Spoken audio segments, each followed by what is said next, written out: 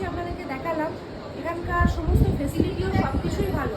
তো এখানে আসতে গেলে কিভাবে আসতে হবে বা কিভাবে এই দাদাদের সাথে যোগাযোগ করবে সেটা এই দাদার কাছ থেকে একটু তোমরা জেনে নেবে। এগিয়ে নিয়ে সবসময় রুম অ্যাভেলেবেল তো? हाँ सारे रूम लगे हुए हैं। আর এখানে মানে কিরকম ফেসিলিটি আছে রুমে? सारी फैसिलिटी है, एसी है, गीजर है, वाईफाई है, लिफ्ट है, আচ্ছা घर जैसा माहौल है, আচ্ছা। बिल्कुल जैसे घर का माहौल होता है वैसे ही माहौल है बिल्कुल।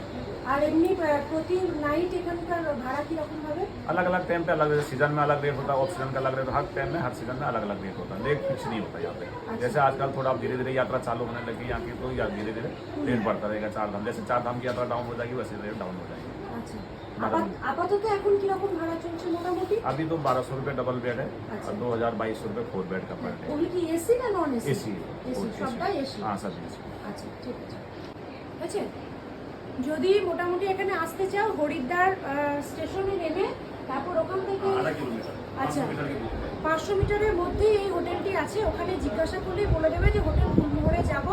এটা কোনো পেড প্রমোশন নয়, আমার এখানে এসে সমস্ত ফেসিলিটি ভালো লেগেছে তাই আমি আপনাদের সাথে শেয়ার করলাম। যদি মনে হয় তো এখানে এসে আপনারা যোগাযোগ করতে পারেন এই দাদার সাথে।